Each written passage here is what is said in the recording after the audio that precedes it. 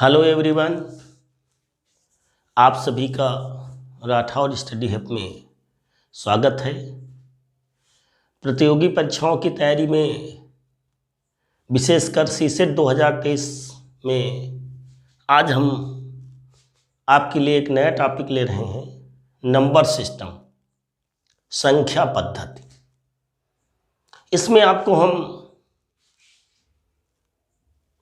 प्राकृतिक संख्याएं, पूर्ण संख्याएं, पूर्णांक, परिमेय अपरिमेय संख्याएं, वास्तविक संख्याएं, रियल नंबर्स, सम संख्याएं, इवन नंबर्स, विषम संख्याएं, ऑड नंबर्स, अभाज्य संख्याएं, भाज्य संख्याएं मीन्स प्राइम नंबर्स तथा कंपोजिट नंबर्स के बारे में आपको समझाएंगे।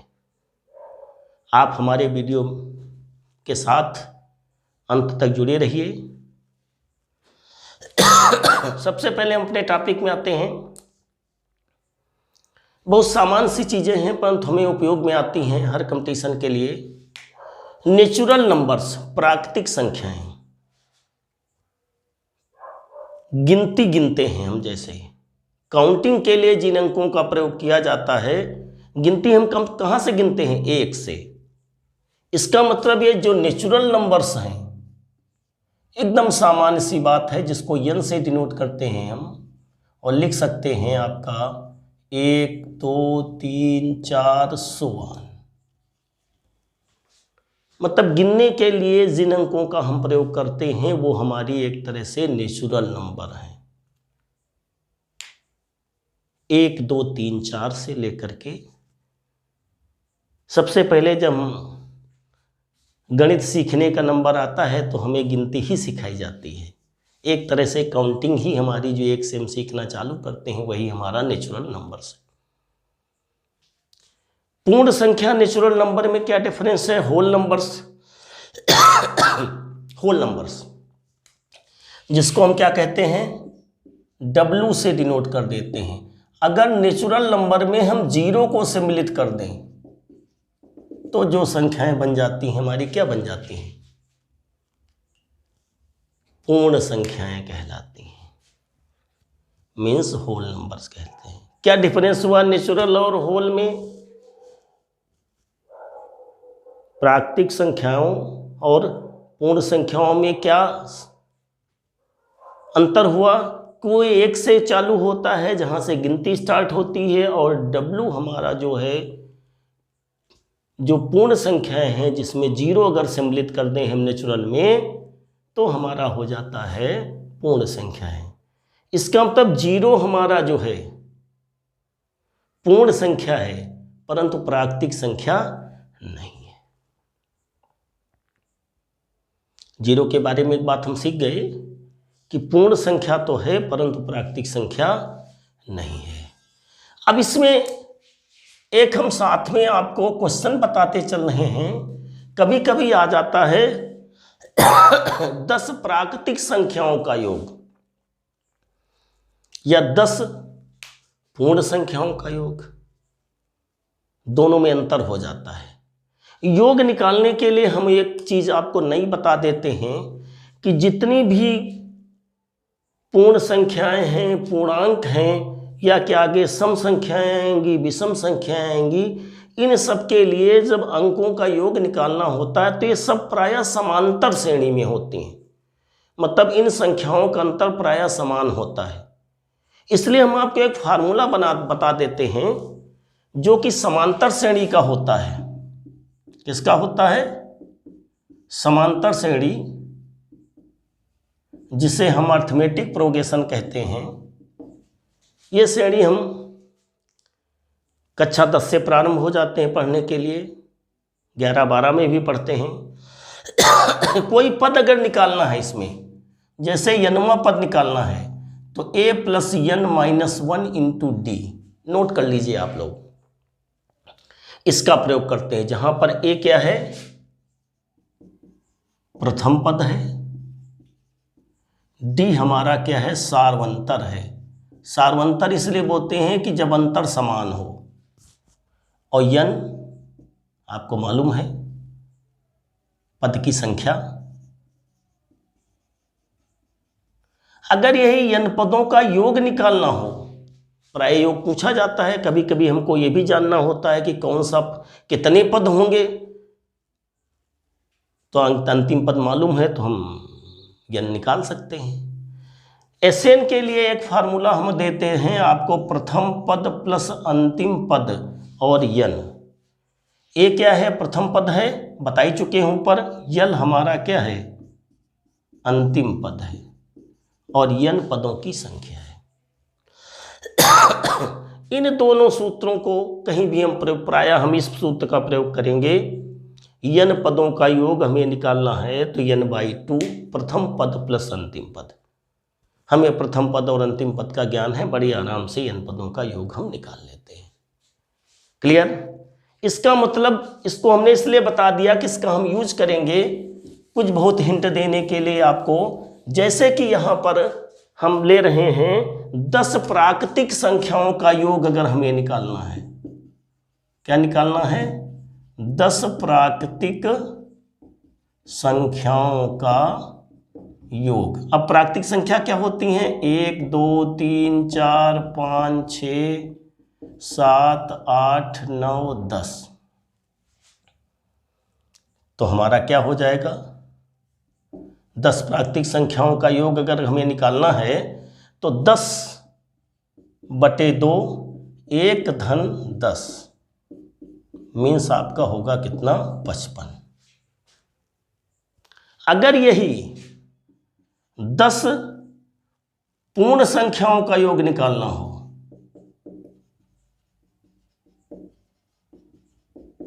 तो क्या निकलेगा? चूंकि 0 से चालू होता है तो 10/2 इंटू 0 प्लस 9, 10 पद कहाँ तक हो जाएंगे? 9 तक। इसका मतलब ये ध्यान रखने वाली बात है कि ये 45 होगा। 10 पूर्ण संख्याओं का योग 45 होगा, 10 प्राकृतिक संख्याओं का योग 55 होगा। हमें ध्यान रखना है क्योंकि 0 हमारा पूर्ण संख्या है परंतु प्राकृतिक संख्या नहीं है। ऐसा प्रायः आपकी प्रतियोगी परीक्षाओं में पूछ लिया जाता है। इसके बाद यदि हम फिर आगे बढ़ रहे हैं, इसके बाद यदि हम पूर्ण संख्याओं में ऋणात्मक संख्याएं भी ले लें तो हमारा बन जाता है पूर्णांक। क्या बनता है पूर्णांक हमारा?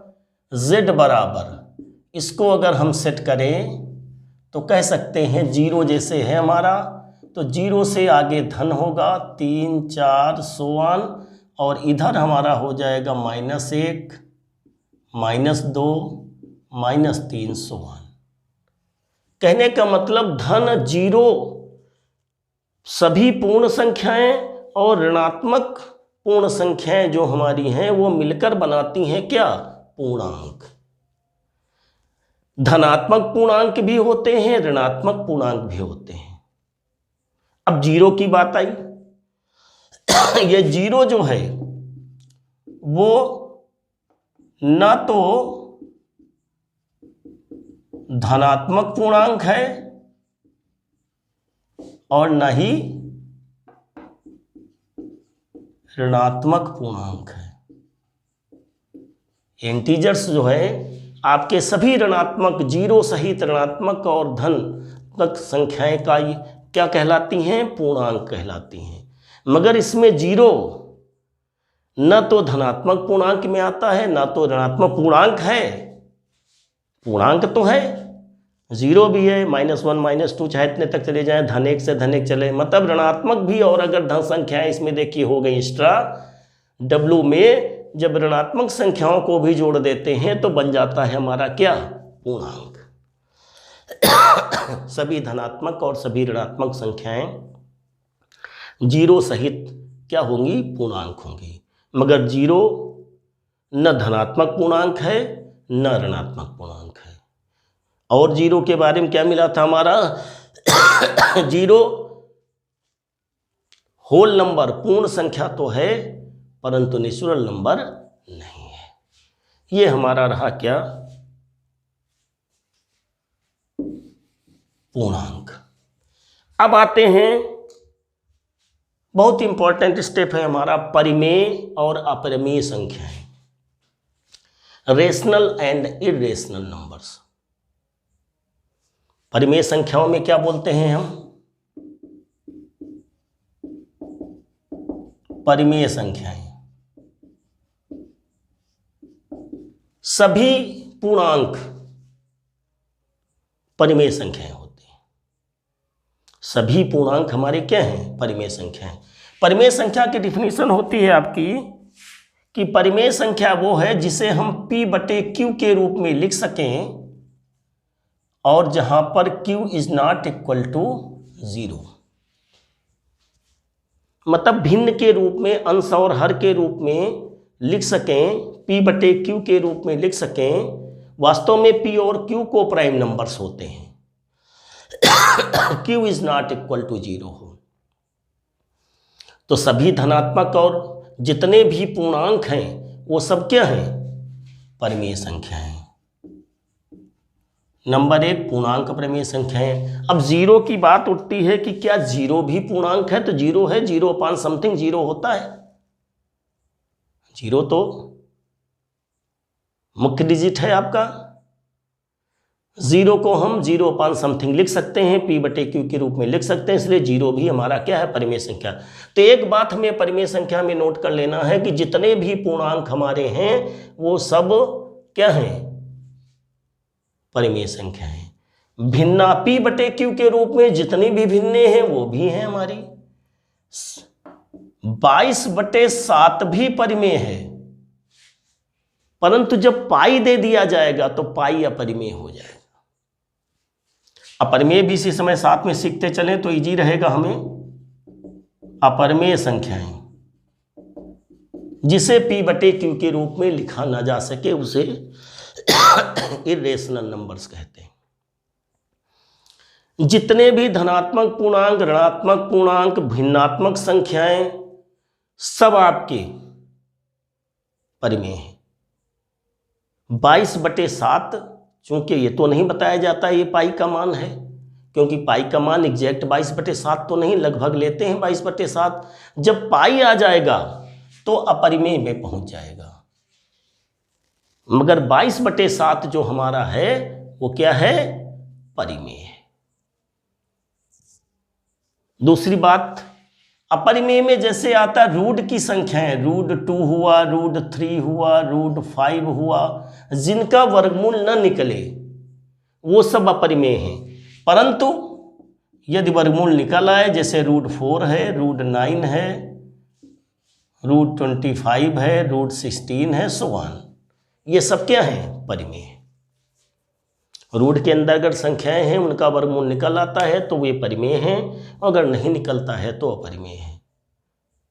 नहीं निकलने का मतलब उन्हें हम P/Q के रूप में नहीं ले सकते हैं।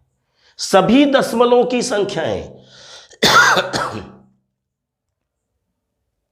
परिमेय होती हैं, परंतु दशमलव में एक कंडीशन आती है कि एक शांत दशमलव होता है, एक अशांत दशमलव होता है।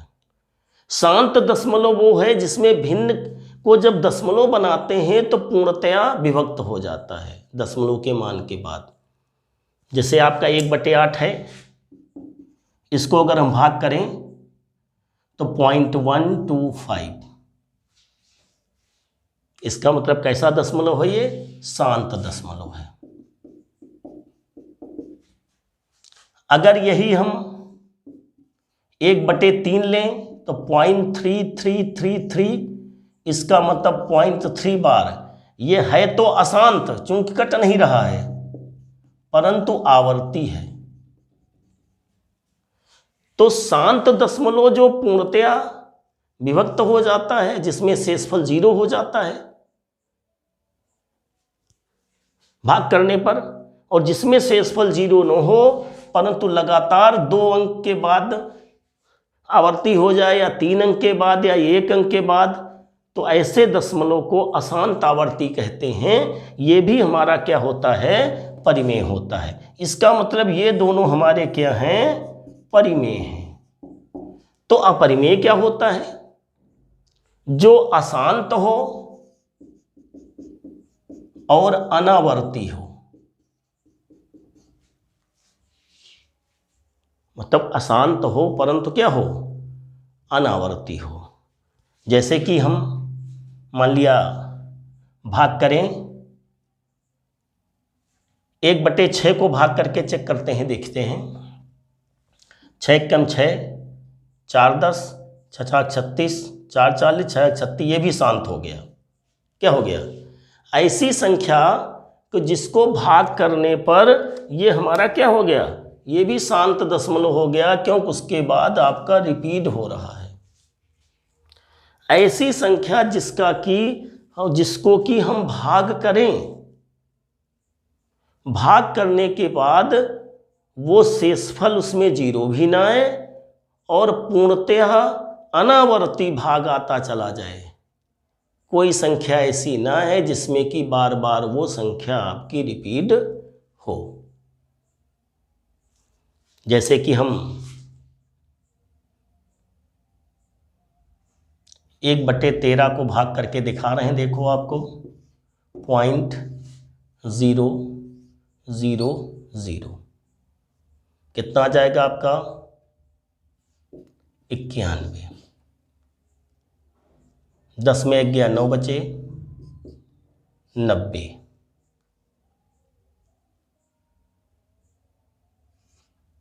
78, 12, 0, 120, 9 बार। अब देखिए इसमें कोई भी न त्रुक 27, 9 कम 9 2 11, 117, 3, न शेष 0 आ रहा है और ना ही कोई आवर्ती मतलब पद रिपीट हो रहा है। इसका मतलब ये अशांत अनावर्ती पद है। कौन सा, 0.0769। 1/13 अगर भिन्न में आएगा तो p/q लिख सकते हैं, मगर जब 0.0769 लिखा होगा आपका और डैश डैश करके पूरा पूरा नहीं कटेगा और उसमें हम जानेंगे तो उसमें क्या होगा आपका, तब उसको हम कहेंगे कि ये अपरिमेय संख्या है। तो क्या हमने सीखा कि आवर्ती अशांत है, मतलब शेषफल 0 नहीं आ रहा भाग देने पर ऐसी संख्या, परंतु आवर्ती है तो परिमेय हो जाएगा। अगर अनावर्ती है मीन्स रिपीट आगे चल के नहीं हो रहा है, इसका मतलब वो क्या है, अपरिमेय है। तो अशांत अनावर्ती क्या होगा आपका, अपरिमेय होगा। ये बात समझ गए हम।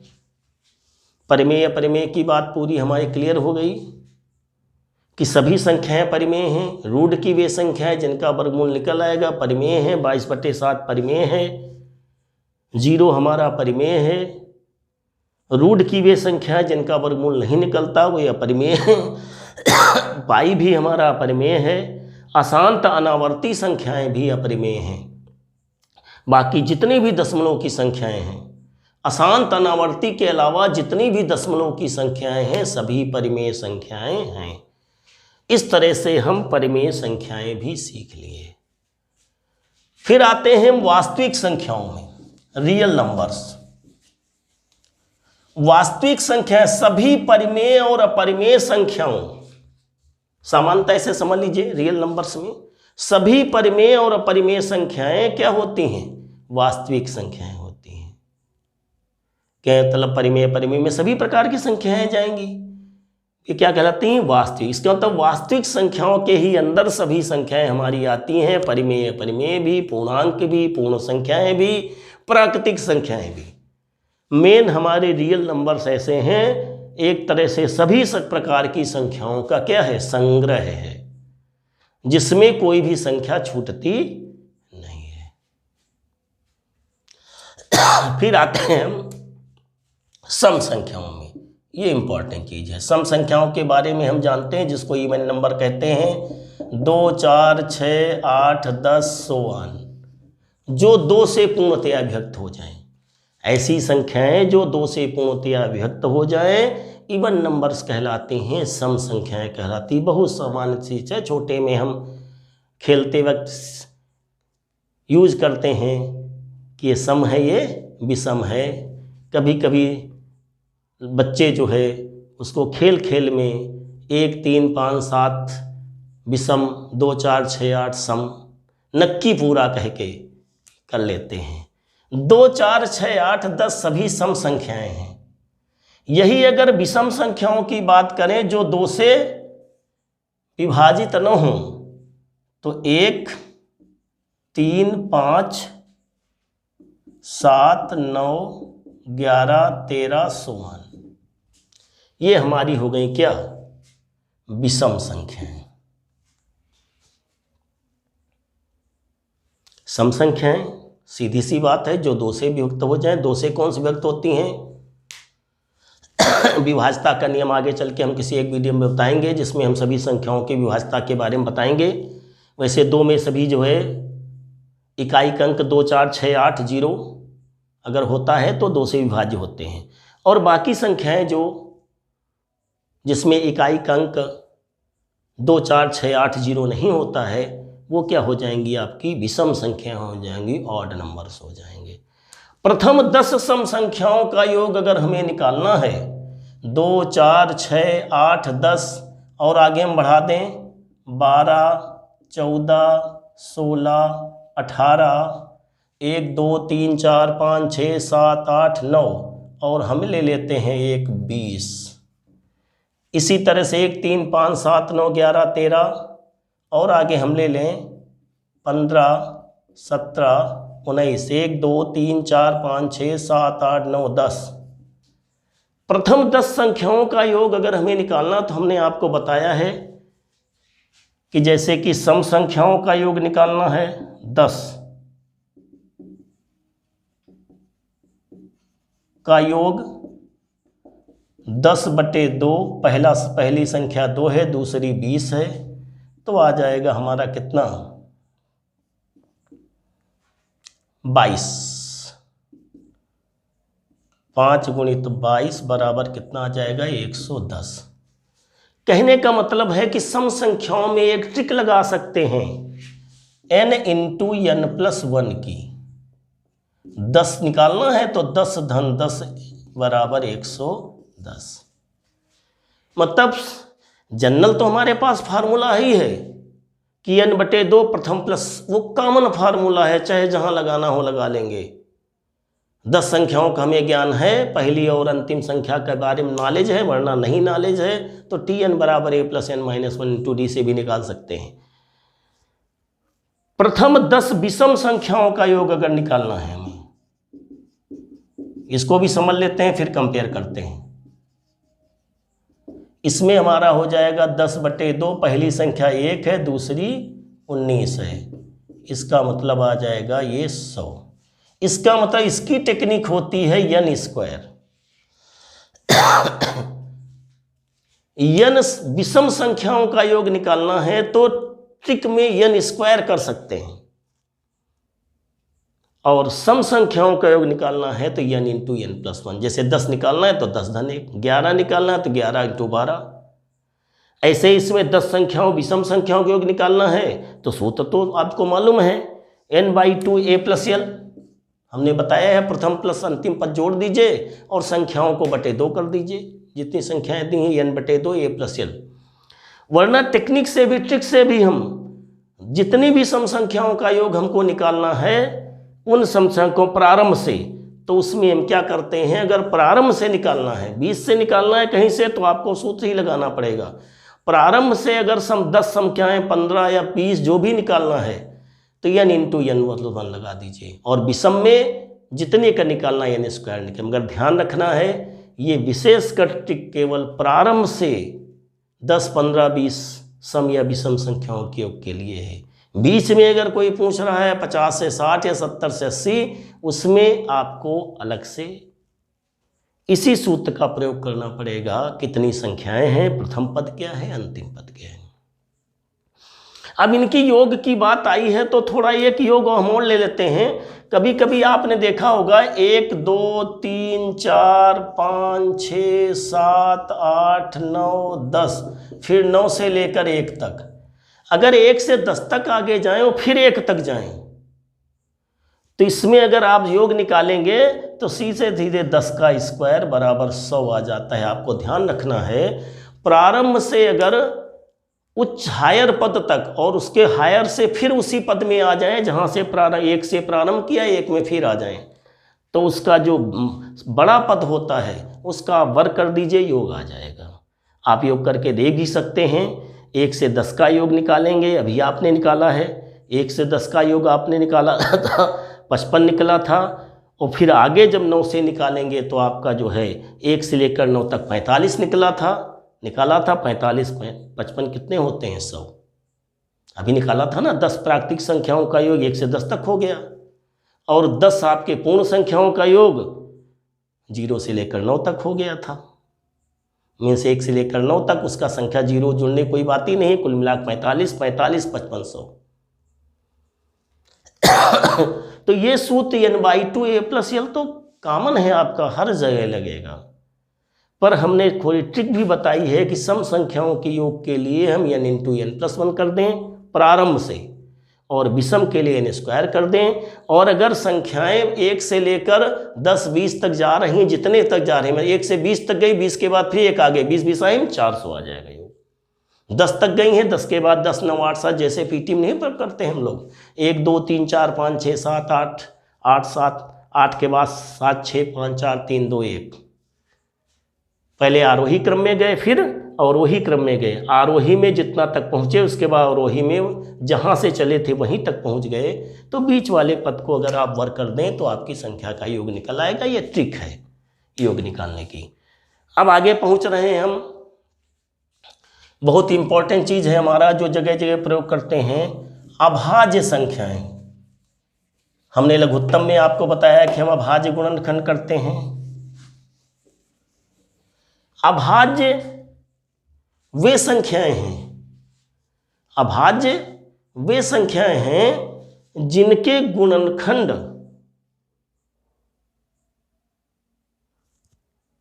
2 होते हैं। कितने होते हैं? 2। जैसे अब देखो, हम एक तरफ से ले रहे हैं, 1 है, इसका 2 तो नहीं हो सकता है। 2 लिया, 1 गुणित 2 हुआ।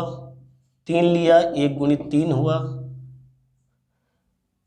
4 लिया तो 1 गुणित 2 गुणित 2 3 हो गए।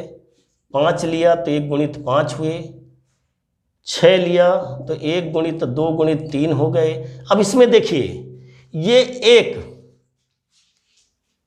का गुणनखंड 1 है। ये 1 जिनके 2 गुणनखंड केवल प्राप्त होते हैं वो अभाज्य होते हैं, और वे संख्याएं जिनके 2 से अधिक गुणनखंड प्राप्त होते हैं वो भाज्य होते हैं। अब 2 तो हमें डिफिनीशन मिल गई। ये हमारा क्या हो गया? अभाज्य। ये क्या हो गया? Prime number. ये भी हो गया। ये हो गया हमारा भाज्य डिफिनीशन के, ये हो गया हमारा अभाज्य, ये हो गया हमारा भाज्य। परंतु ये जो एक संख्या है, ये ना तो भाज्य है ना तो अभाज्य है। एक संख्या न तो भाज्य है न ही अभाज्य है, ये ध्यान रखना है। तो 2 3 5 7 ये सब संख्याएं क्या हैं? अभाज्य हैं। और 4 6 8 10 इनके गुणनखंड 2 से अधिक प्राप्त होते हैं, तो वो संख्याएं कहलाती हैं हमारी क्या? भाज्य संख्याएं। अभाज्य और भाज्य के बारे में हम सीखें। कभी कभी अभाज्य संख्याएं या भाज्य संख्याएं पूछ लेता है, तो आपको मालूम है प्रारंभ से आप भाज्य या अभाज्य संख्याएं निकाल सकते हैं। जैसे कि पहली भाज्य संख्या कौन सी हमें मिली थी? प्रथम अभाज्य संख्या पहले लिख लेते हैं, 2 मिली, जो कि सम भी है और अभाज्य भी है। इसका मतलब प्रश्न ऐसा भी पूछा सकता है, प्रथम अभाज्य तथा सम संख्या बताइए, तो 2 है। पहली भाज्य संख्या क्या मिली थी हमें? 2 3 4।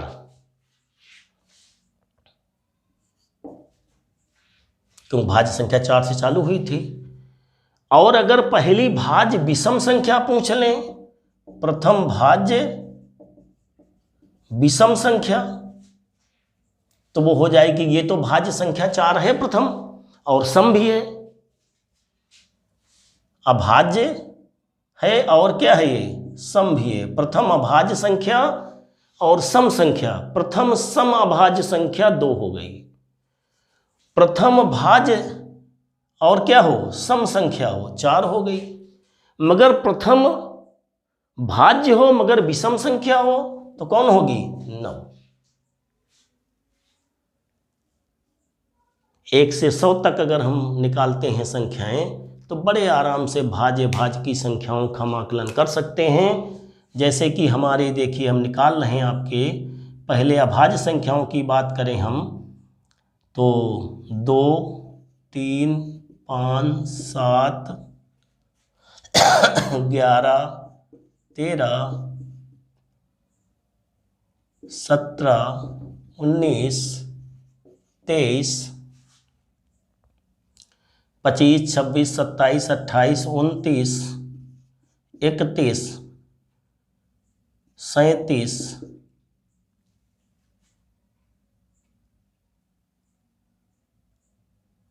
ये 40 तक की आपकी संख्याएं हो गए। 2 3 5 7 11 13 17 19 23 29 31 37, ये सब क्या हैं, अभाज्य संख्याएं हैं।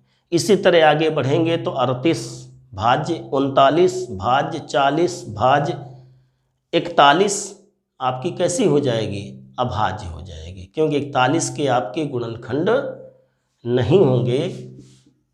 41 43 47 50 तक में ये हो गए। कितने हो गए, 1 2 3 4 5 6 7 8 9 10 11 12 13 14 15, 1 से 50 तक आपकी कितनी हो गई, अभाज्य संख्याएं 15। ऐसे लोग याद करवाते हैं। अभी हम जब आपको अगले वीडियो में भाज्य के नियम बताएंगे आपको। अभी हमने भाज्य और अभाज्य के बारे में विधिवत आपको बताया, पूरे हमने नंबर सिस्टम के बारे में आपको क्लियर किया। इसी तरह से अगर हमें भाज्य जानना है तो मालूम है कि 4 है, 6 है, 8 है, 9 है, 10 है, 12 है, 14 है, 15 है, 16 है, 18 है, 19 है, 19 नहीं है, 20 है, 21 है, 22 है, 24 है, 25 है, 26 है, 27 है, 28 है, 30 है। ये सब हमारी क्या है, सब भाज्य संख्या है। इस तरह से हमने आपको नंबर सिस्टम के बारे में पूरा डिटेल दिया।